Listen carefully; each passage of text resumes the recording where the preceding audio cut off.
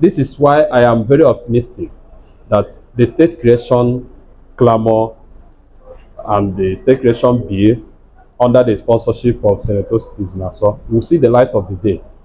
Because I have studied the trend, I know it is difficult, but I have studied the trend and I have seen that it meets the constitutional requirement.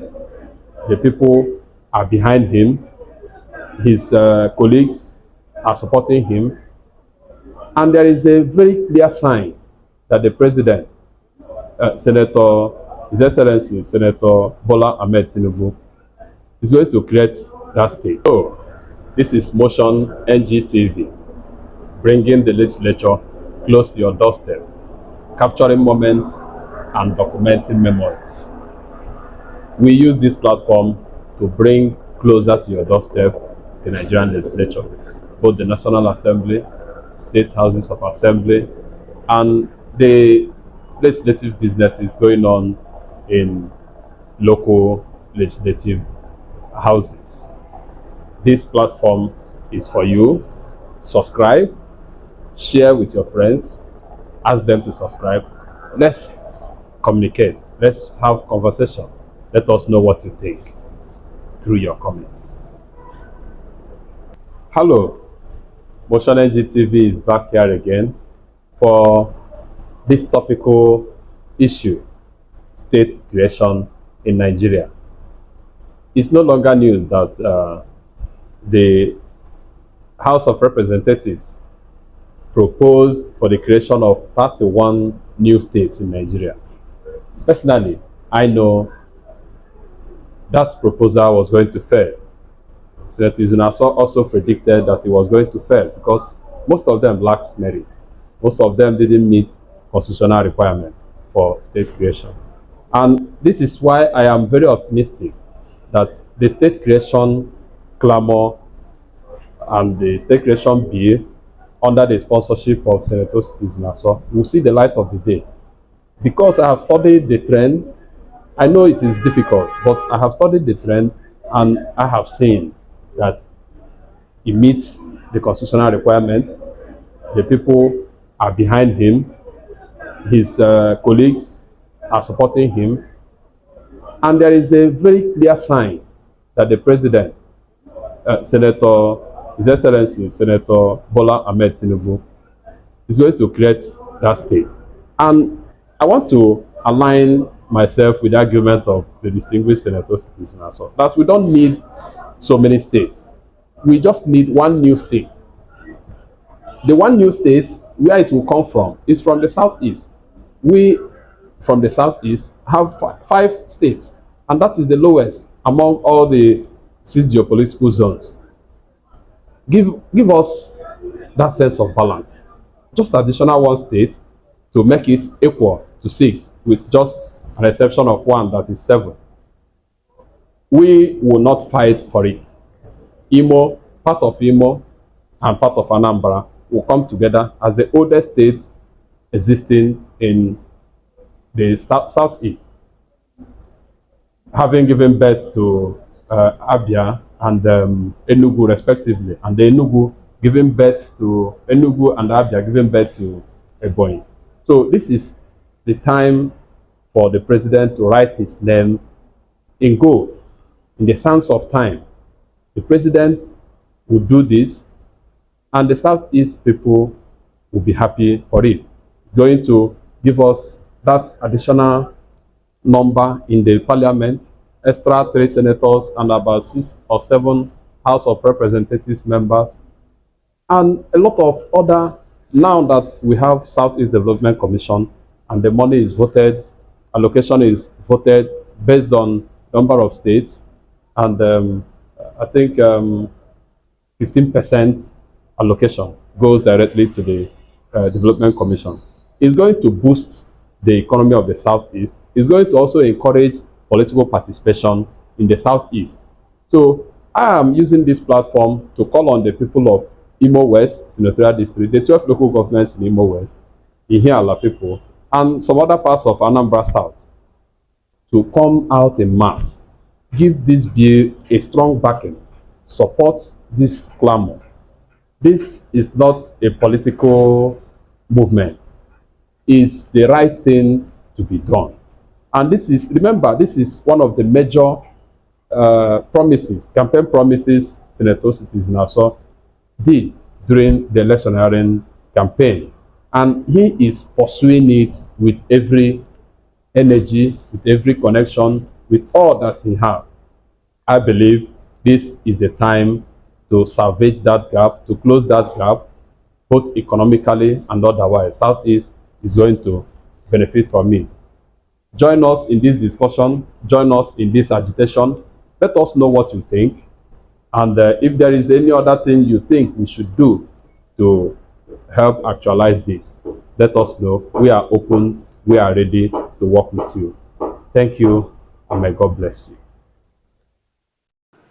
The solution is that the president should convoke a National Council of State meeting.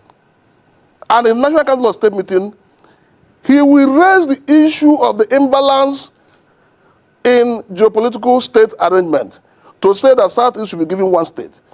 Now, if that is approved by Council of State, then all the issue of alterations in the Constitution will be done expeditiously, because I know the type of democracy. So you have to get the buy-in of the president. Yeah, that is why we are saying that President Tinubu has to make himself a hero. And I know him. Are you reaching out to him? Yes, of course we are reaching out to him. Of course we are. There is nobody better standing now to give us this state, if not President Bola Ahmed Tinubu, in Section 8 of 1999 Constitution as amended on how states will be created. But we'll come to that later. So the clamor for 31 additional states, to me, is wishful thinking. Nobody should be talking about creating additional 31 states in the country as of today. Unless we're creating the states for the fun of it. Unless we're creating it for some people who want to be governors and senators and name them. If not, our economy cannot sustain creating additional 31 states. Let us even take a place like United States, for example. Alaska, which is the largest state in America, has a land mass twice of Nigeria. Alaska has a land mass of 1,700,000 and something square kilometers. Nigeria will only have about 923,000 square kilometers. But Alaska is less state. But many of these areas are uninhabited. Yeah, but because of the extreme cold. No, but it's less state. Okay, let us even go to California, which is taken to be the fifth largest economy in the world, with about 3.9 trillion GDP, dollars GDP. And the fifth economy in the world is still a state in America. So you can't be talking about creating states in Nigeria for the fun of it. No. But realistically, only one state is needed in Nigeria. That is one state coming from the southeast to correct the imbalance, to correct the inequity, just, fair, and politically expedient. It's only one state that is needed. We don't need more than one state at this point in time. And the reason for creation of the additional state is already what I said, to correct the existing imbalance. What was the imbalance? The imbalance is that all the zones of the Federation have 6 states. Even Northwest have 7, but Southeast is having only 5 states. By this, we are losing a lot of revenue coming from Federation accounts to the state. By this, we are losing a lot of political actors. Other zones in the country have 18 senators. Northwest have 21 senators. Southeast 15 senators. House of Reps, the same thing. So we're losing a lot. And in terms of even the other amenities, other things accruing to the zone, you know, whether we like it or not, since 1993, this issue of zonal arrangement started. And it has come to stay. That's propagated by late Alex Ekwem. Yes, so it has come to stay. So if it has come to stay, today we have development commissions in all the zones of the Federation. So it has come to stay. So if it has come to stay, equity must be done by making sure that all the zones have equality of state. That's what we should be talking about. Not clamoring for 31 additional states. No. How have you been pushing for this injustice to be remedied for the Southeast in the National Assembly. If you recall, in 2014, under President Goodluck Jonathan, at the Constitutional Conference Commission, this clamor came topmost in the agenda. Much as that conference recommended 18 additional states, 33 per zone, it also went further to recommend an additional state for the Southeast. That's 4 in all. That's 4 from the Southeast, while the other ones will be 3 in number, making it 19. Those were their recommendations. And they even said in their recommendation that even if the other 18 should not be created, that the one state for Southeast should be created. So I think that is what we should be talking about now. Right now, we have gone full scale for this creation of one state from the Southeast.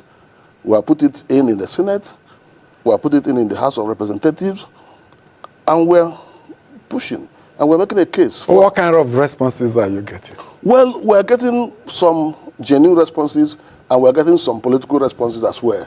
Let's start from the political responses. No, political responses is that maybe you approach your colleague to give you support for this one state in South. He say, okay, even my people also need state.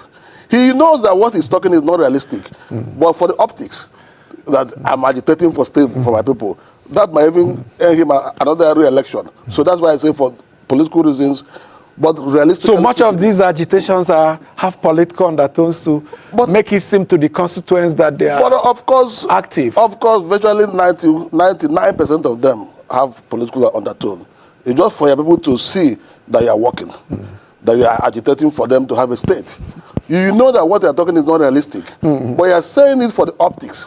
So that is why I am saying that what we need right now is only one state. We don't need more than one state. Is it achievable? Now let's go into the constitutional requirement, because I know that for other areas of the Constitution, most areas, except 1 or 2 to be amended, is 2/3 majority at the National Assembly and the state assemblies, as it were, states of the Federation. But for state creation, it's 4/5, making it almost practically impossible. Well, apart from that, we also have to amend Section 9 of 1999 Constitution before we can achieve state creation in Section 8.